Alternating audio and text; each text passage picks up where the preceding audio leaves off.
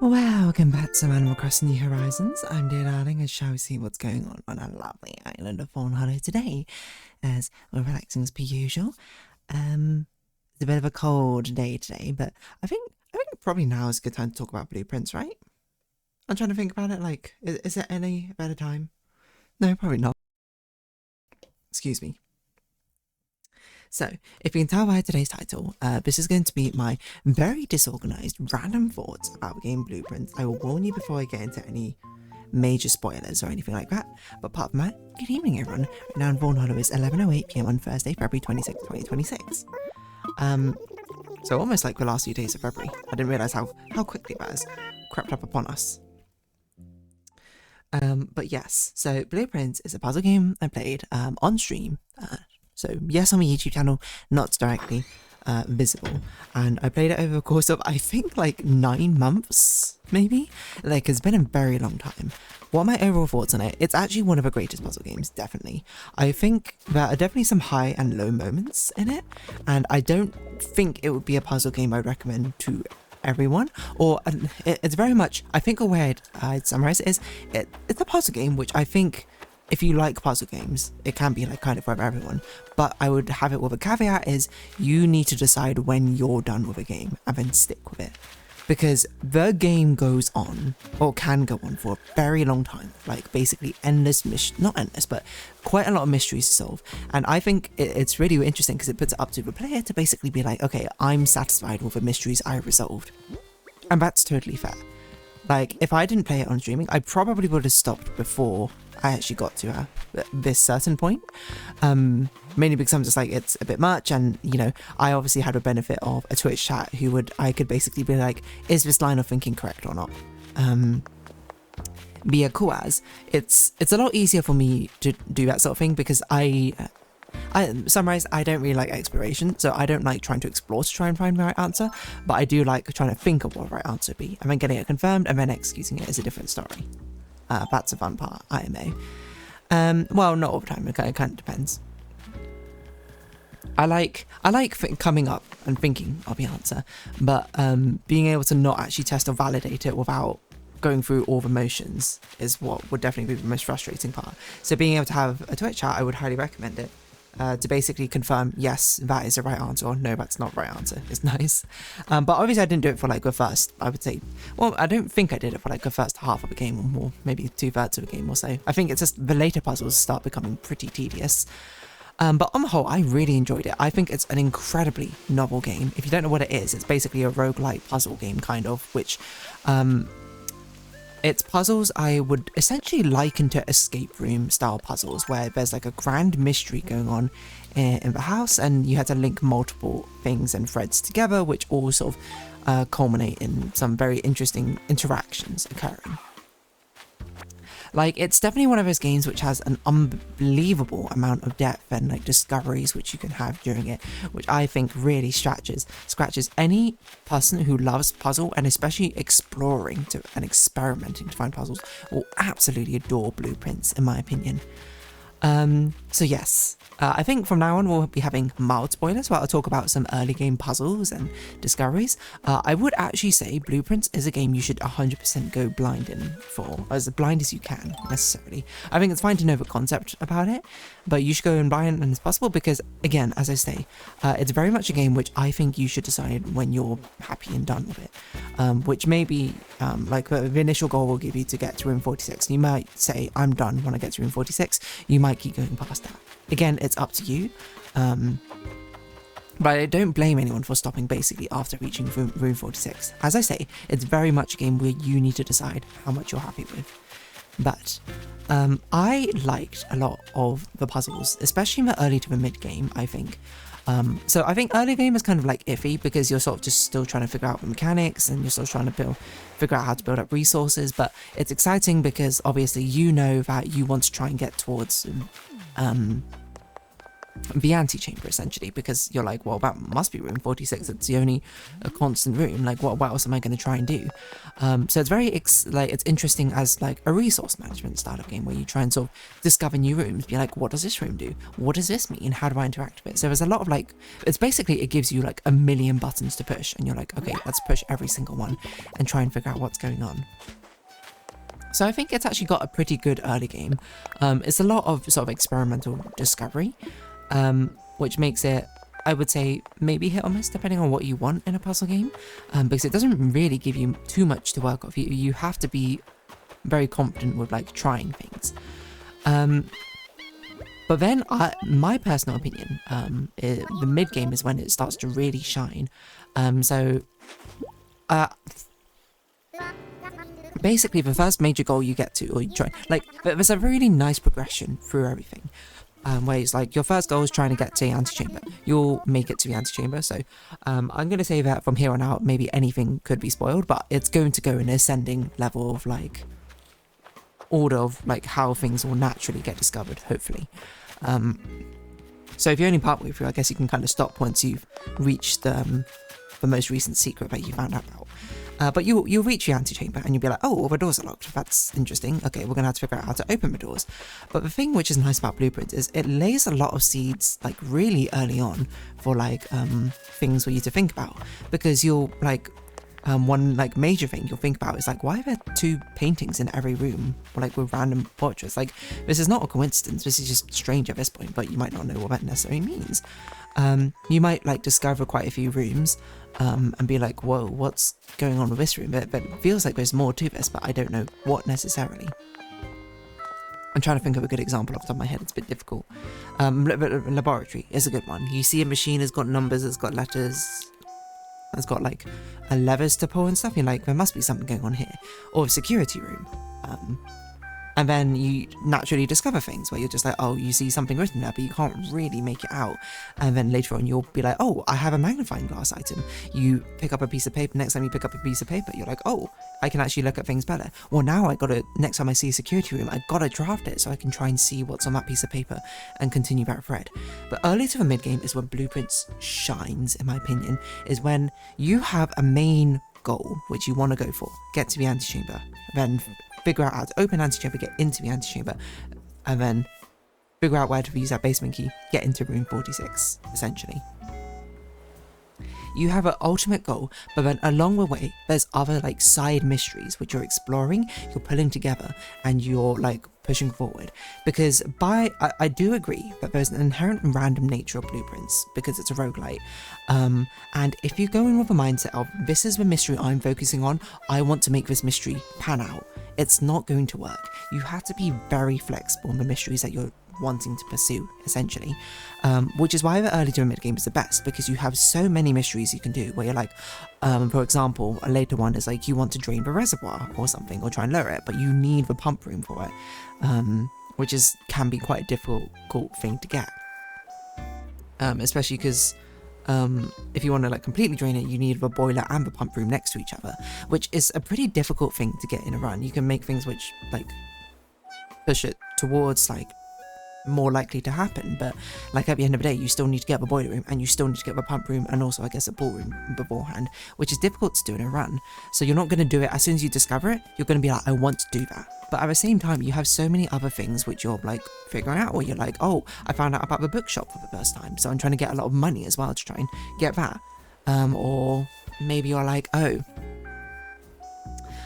I see that there's a weird wall in the basement, like, and I've learned that the laboratory, you can make some interesting, there's something you can make with a sledgehammer broken leather, but I don't know what the next component is.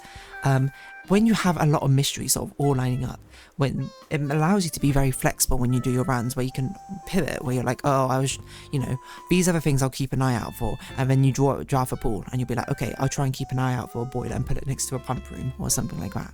That's when it absolutely shines. It's absolutely amazing. A lot of the puzzles like work really nicely together.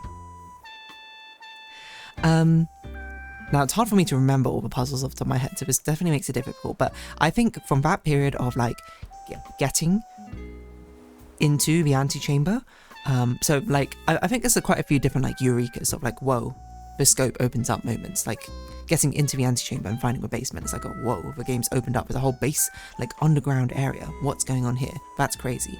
And then getting in all the sanctum keys, like, trying to get them. That's a whole sort of, like, whoa, things that opened up. Because I think that entire period from that to getting the sanctum keys is awesome.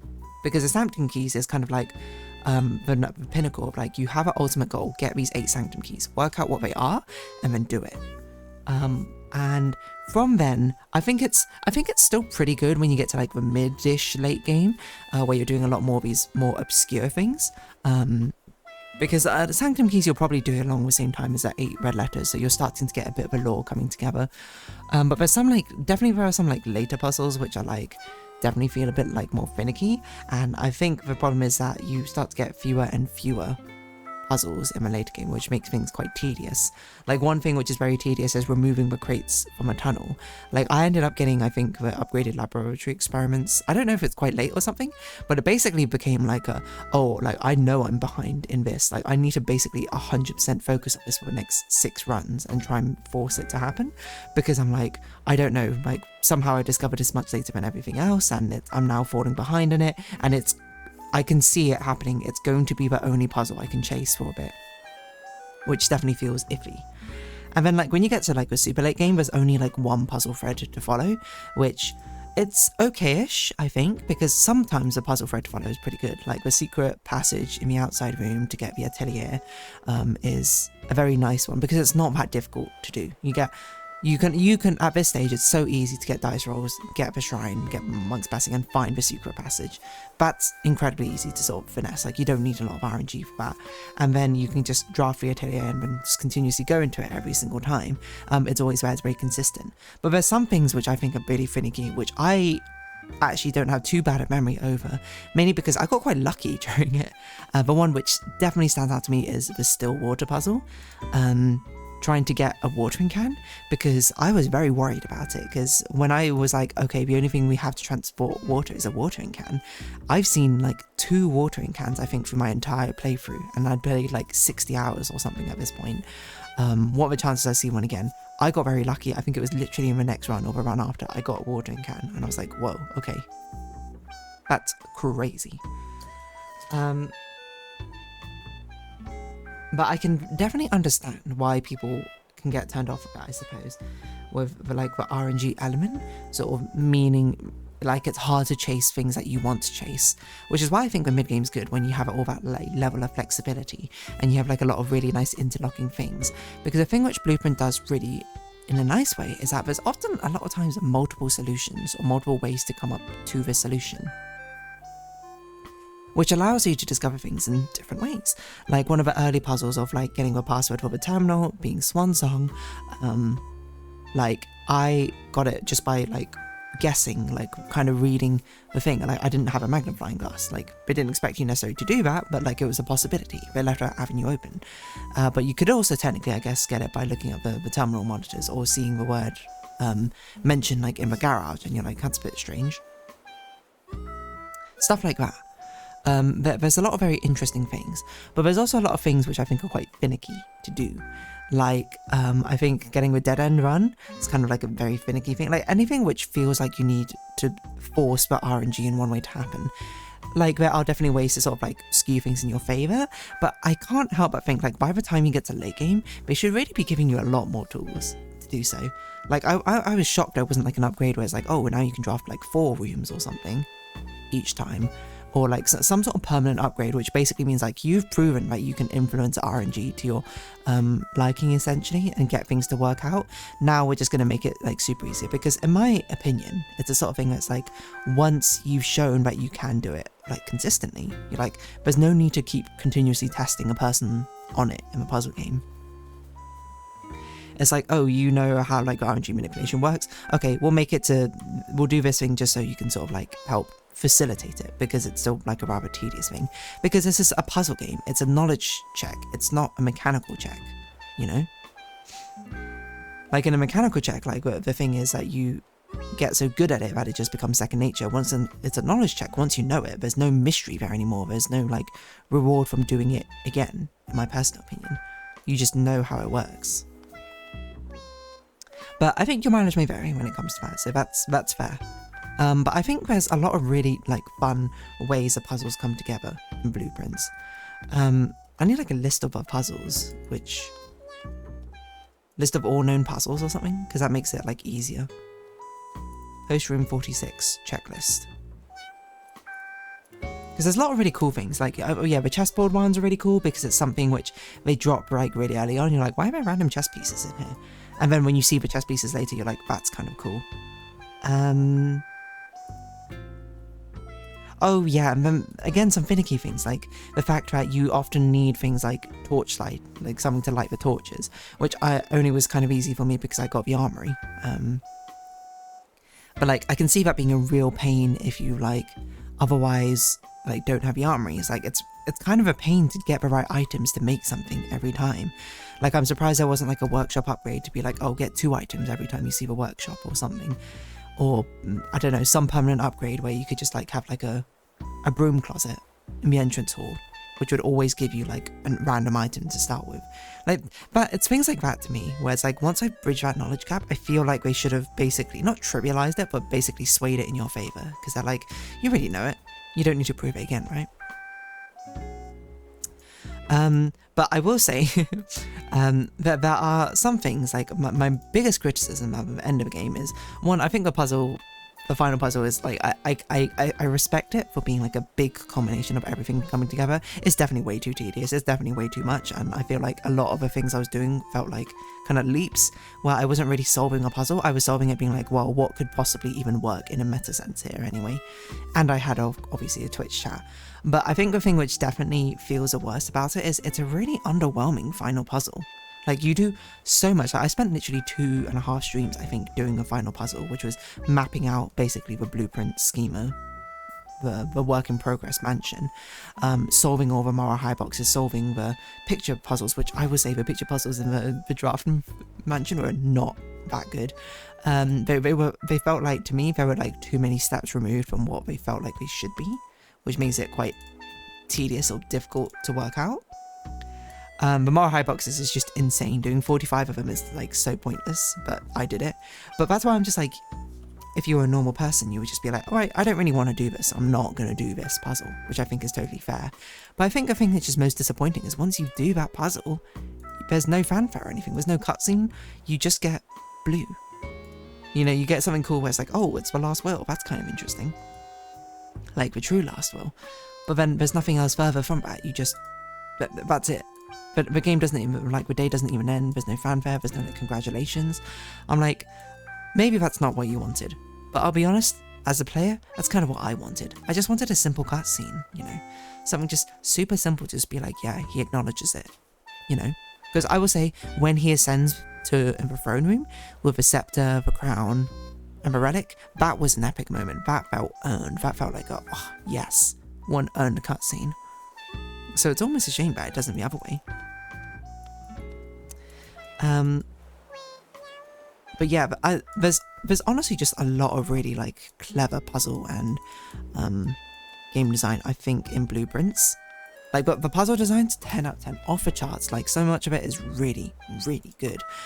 But I think it's just more like the meta sort of structure of the convenience of getting to this things, because I think a really key thing I saw someone say once about puzzle games is the fun part is trying to, or like the difficult but fun part is the part of trying to figure out what the answer is.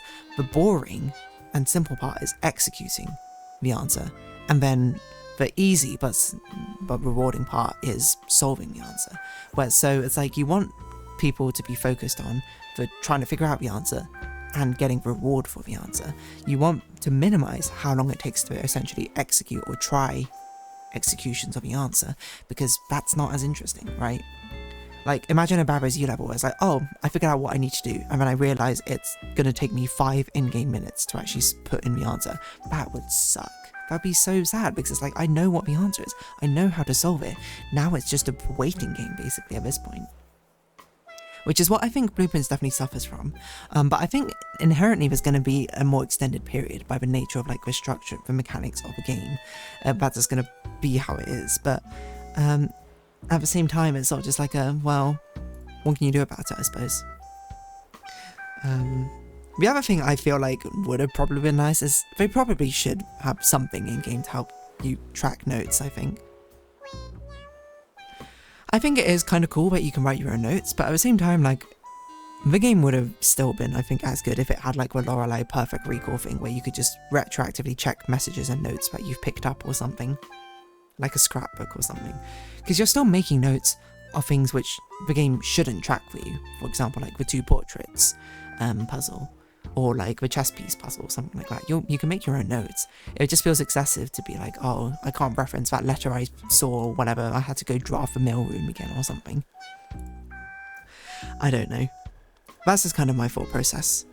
Also, the blue tent upgrade definitely was one where that was definitely one I skipped out the most, because I understand it's a puzzle. It's definitely by far and away way too tedious a puzzle. You have to get to rank 8 and then draft specific rooms, except for there's no indication of which rooms are useful rooms to get blue memos on. Most of them are like little tidbits or lore details. So that was the one where I basically just asked my Twitch chat, being like, which room should I draft to continue this puzzle? Because that to me, I think is probably the worst puzzle. It's way too tedious. Like, at least to me, maybe there is a hint and I just missed it, which is a difficult thing to say with blueprints, because I fully believe there could be a lot of times where I'm just like, this puzzle I'm not a big fan of, but there was something I missed or something which made it super easy. That was the one which I didn't know of, and at least my Twitch chat didn't know of there being any indication of which rooms would be the rooms to draft if you needed a blue memo. To actually progress with the puzzle, with the still water puzzle, essentially. But yeah, I think, to me, it's sort of like if you just wanted to like dab into puzzle games, reaching room 46 is a good stopping point. If you wanted a bit more of a sort of dive into things, I think reaching the sanctum keys is a good stopping point. And then everything else from there on is up to you, how far you want to take it, essentially. But probably, I think, like, a pretty reasonable stopping point would, yeah, for most puzzle enthusiasts would be getting sanctum keys and solving the final room, like the 8 realms room 46 puzzle. But I know there's a lot of other stuff as well, which is kind of interesting. And then, like, I think the next one would be ascending to the throne. And then the stuff past the ascending to the throne, I'm kind of like, I'm a bit iffy on. Like, that's the sort of thing where, like, instead of mapping out the entire blueprint schematic mansion, probably it's just better to look it up. But I can't reiterate enough, Blueprints is a really good game. Like, it's a fantastic, amazingly creative game, and I fully applaud it for the amount of level of creativity and ingenuity which goes into design of the game. I can't even imagine how difficult it was to plan out everything, but I thoroughly enjoyed it from start to end. There's a like, it consumed my thoughts, I think, in between streams. So yeah, I think it really is just some small things which I'm just like, would have been nice if that could have been changed, but so be it. Anyway, I went super over, so on that note, I'm going to round this episode off here. So if you have been watching, thank you very much. It's been Animal Crossing New Horizons. I've been Dear Darling. Likes, comments, subscription, shares, greatly appreciated. Socials, Discord down below. Hope to see each other again, but for now, it's our farewell. So until next time, bye-bye for now.